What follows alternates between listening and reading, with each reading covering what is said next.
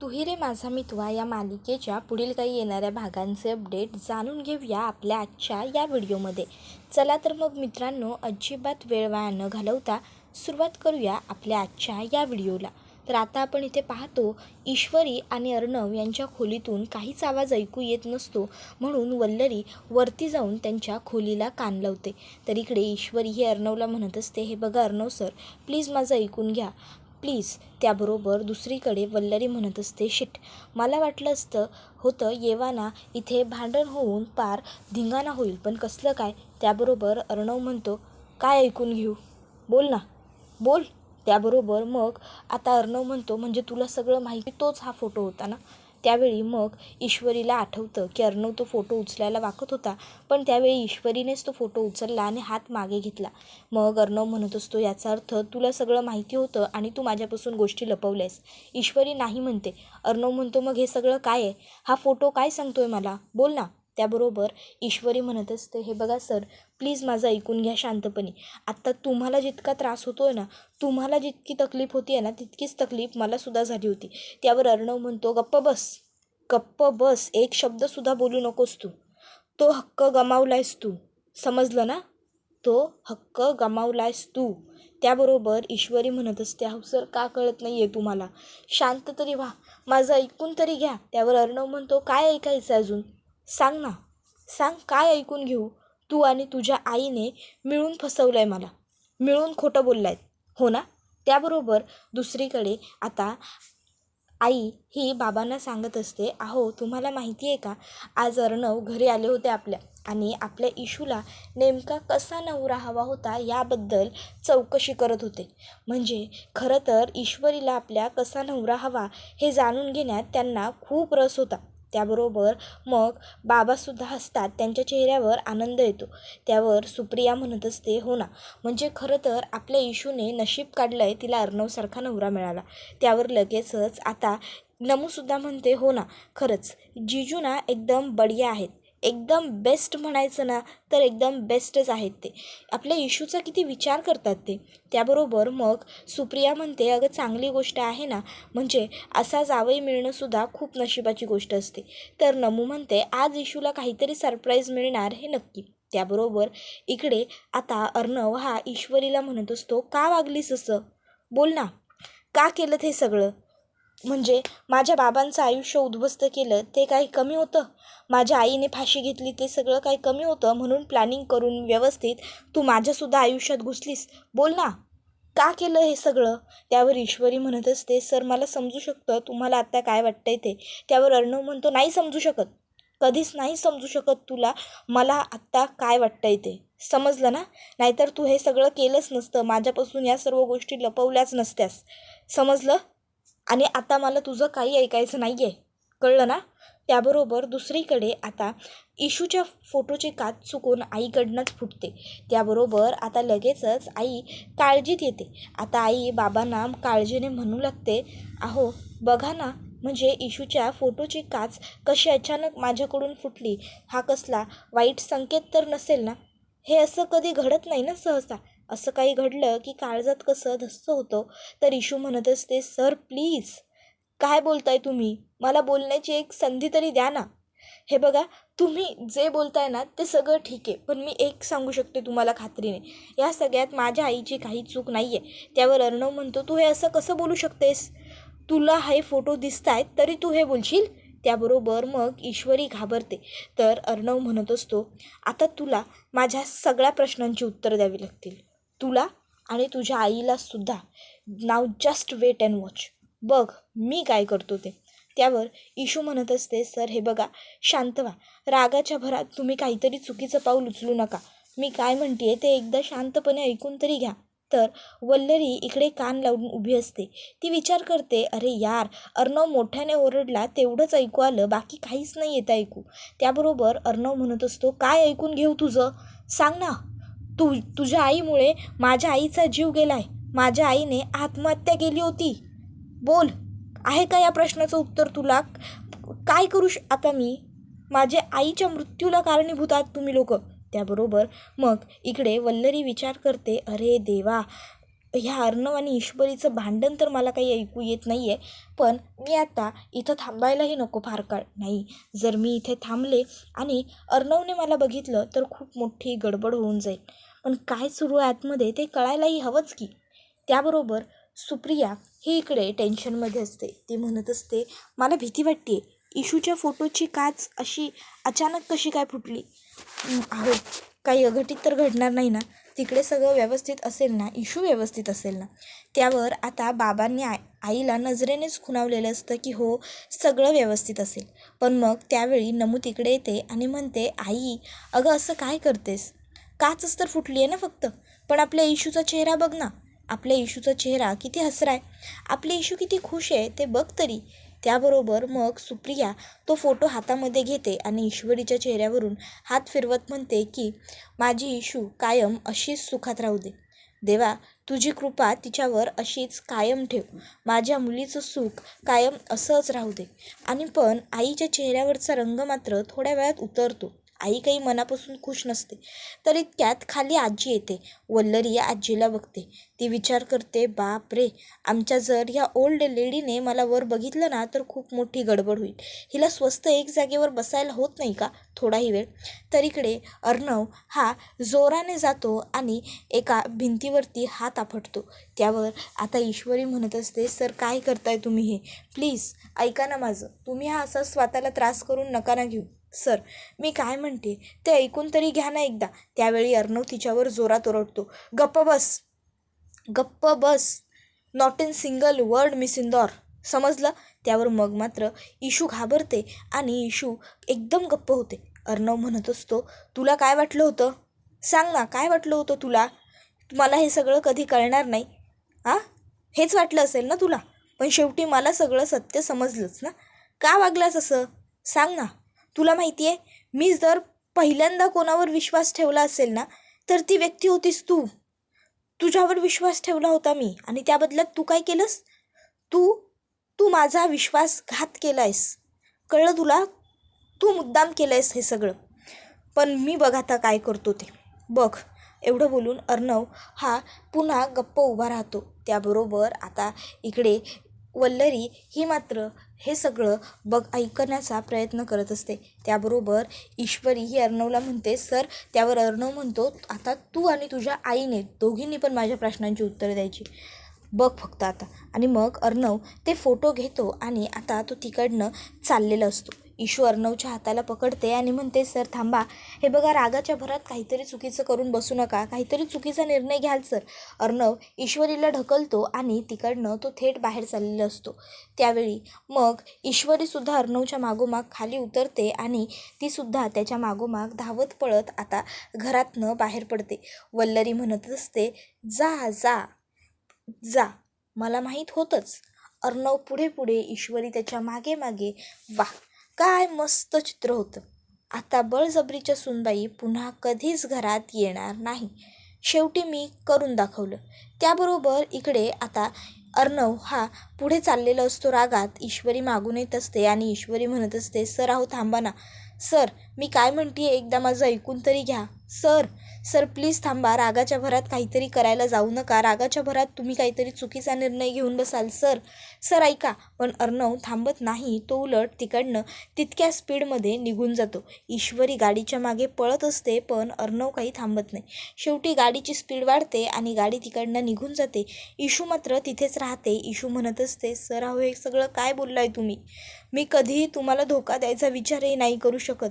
तुम्हाला त्रास द्यावा असा विचार माझ्या मनाला शिवणारसुद्धा नाही. आणि हे सगळं काय होऊन बसलं? आई. मग ती आता पुढे आईच्या घरी जायला निघते. त्याबरोबर वल्लरी विचार करते, चला आता पुन्हा कधी बळजबरीच्या सुनबाई ह्या घरात येऊ शकणार नाही. फायनली मी बळजबरीच्या सूनबाईंना घरातनं बाहेर काढलं. शाब्बास, शाब्बास वल्लरी. आता तिकडे जाऊनही अर्णव हा असाच तमाशा करणार, असंच वागणार. इतक्यात वल्लरीला आजी हाक मारते. वल्लरी म्हणत असते, अरे देवा, या ओल्ड लेडीचं सारखं सारखं काय असतं रे? नाही म्हणजे हिला थोडा वेळ शांत गप्प बसताच येत नाही का? सारखं आपलं वल्लरी वल्लरी वल्लरी वल्लरी. आता काय हवं हिला? बघायला हवं. एवढं म्हणत मग वल्लरी आता आजीच्या खोलीत येते.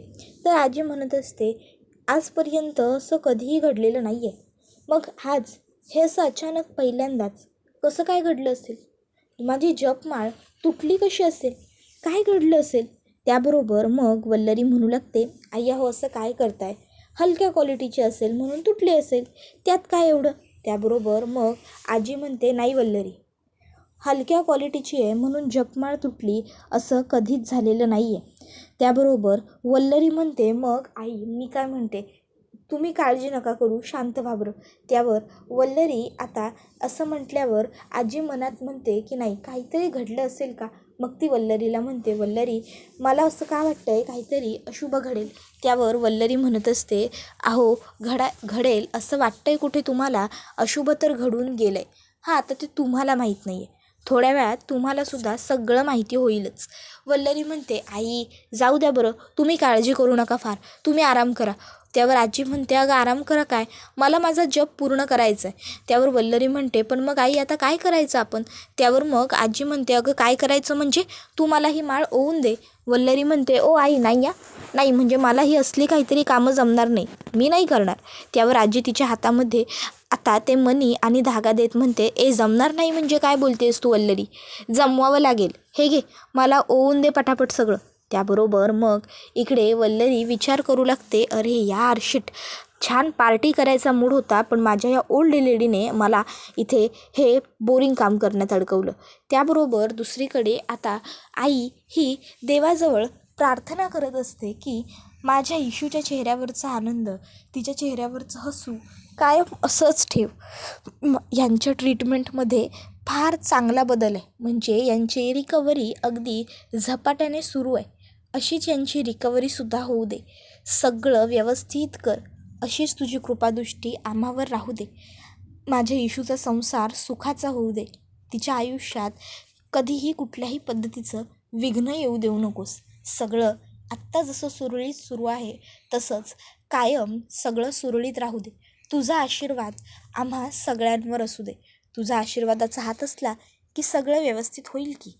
आणि मग आता आई ही नमस्कार करते गणपतीला. इतक्यात समोरून अर्णव येतो आणि अर्णव हा आता ईश्वरीच्या आईला नमस्कार करताना पाहतो आणि तिथूनच ओरडतो, मिसेस देसाई. त्याबरोबर मग इशूची आई सुप्रिया पुढे येते आणि म्हणते, अर्णव अरे तू आणि मिसेस देसाई काय झालं आहे? त्याबरोबर अर्णव म्हणतो, खरंच तुम्हाला माहीत नाही आहे का काय झालं आहे ते? त्यावर सुप्रिया अगदीच आश्चर्यचकित होते आणि म्हणते की नाही रे, मला कसं माहिती असेल, काय झालं आहे का, काय झालं आहे? त्यावर मग अर्णव म्हणतो, खरंच अजूनही तुम्हाला वाटतं की तुम्ही मला हा प्रश्न विचारलेला योग्य असेल? त्यावर सुप्रिया म्हणते, अर्णव अरे असं का बोलतो आहेस तू?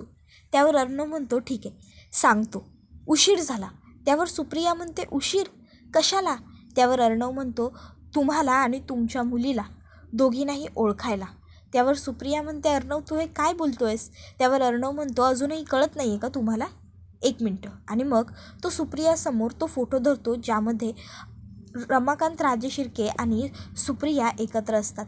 आता सुप्रिया तो फोटो बघते आणि तिच्या पायाखालची जमीनच सरकते आणि मग ती अर्णवला विचारते, हा फोटो तुझ्याकडे कुठून आला रे? त्याबरोबर अर्णव सांगत असतो की या फोटोत जो माणूस दिसतोय ना, तो बाप आहे माझा, ज्याच्या मिठीत आहात तुम्ही. त्याबरोबर मग हे ऐकल्यावर इकडे खूप मोठा धक्काच बसतो सुप्रियाला. तर अर्णव म्हणत असतो, हे वडील आहेत माझे, कळलं? का केलं हे सगळं? सांगा ना, काय मिळालं तुम्हाला हे सगळं करून? तुम्ही एक कुटुंब उद्ध्वस्त केलं आहे, कळतं आहे का तुम्हाला? एक कुटुंब अख्खं उद्ध्वस्त केलं आहे तुम्ही मिसेस देसाई. तुमच्यामुळे माझ्या आईने आत्महत्या केली, सुसाईड केलं तिने, आणि या सगळ्याला ना तुम्ही कारणीभूत आहात, तुम्ही जबाबदार आहात, समजलं? तुमच्यामुळे माझ्या आईचा जीव गेला. कसं बसं मी या सगळ्या धक्क्यातनं सावरत होतो, पुढे जात होतो काय, किंबहुना गेलोही होतो. पण पुन्हा काय केलं तुम्ही?